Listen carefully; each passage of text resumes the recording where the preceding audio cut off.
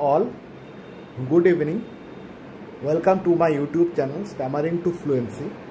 তো আজকে আমি বাংলাতে তিনটা স্টেপ বলবো যেটার মাধ্যমে আপনারা আপনাদের স্ট্যামারিং কমপ্লিটলি ইরেডিকেট করতে পারবেন, মানে কমপ্লিটলি শেষ করতে পারবেন আপনার লাইফ থেকে।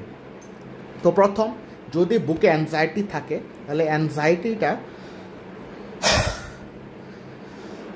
মুখ দিয়ে শ্বাস নিয়ে বুকের মধ্যে অ্যাংজাইটিটাকে শ্বাস দিয়ে ধরে, বা যেখানে অ্যাংজাইটি আছে এটাকে শ্বাস দিয়ে ধরে এভাবে প্রথম অ্যাংজাইটিটাকে বের করতে হবে, বা অ্যাংজাইটিটাকে একটু বের করে এই অ্যাংজাইটি লেভেলটা নিজের কন্ট্রোলে আনতে হবে বা এটাকে কমাতে হবে। তারপর এই তিনটা স্টেপ। প্রথম স্টেপ, আমরা মুখ দিয়ে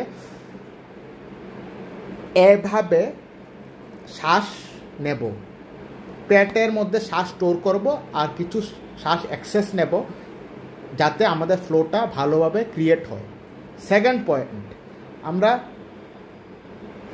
মুখ দিয়ে শ্বাস নেওয়ার পরে যেই শব্দটা বলবো সেই শব্দের প্রথম অক্ষরে আমরা নিয়ে জিহ্বাটা লাগিয়ে দেব।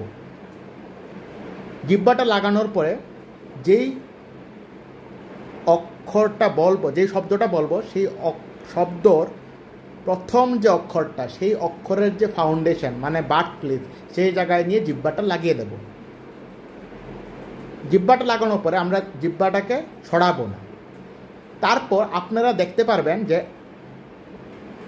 এখানে আমাদের যে চুয়ালটার সঙ্গে আমাদের জিহ্বাটা ফিক্স আছে। তো এটাকে আমাদের অ্যাডভান্টেজের জন্য ইউজ করতে হবে।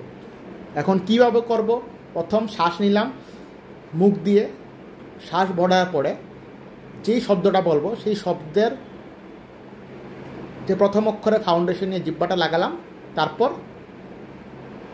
হুকটা এভাবে, মানে চুয়ালটা জাস্ট নিচের দিকে নিয়ে আসবো, জাস্ট জটা নিচের দিকে খুলে দেব এইভাবে। যেমন আমার নাম দেবজিৎ, দেবজিৎ।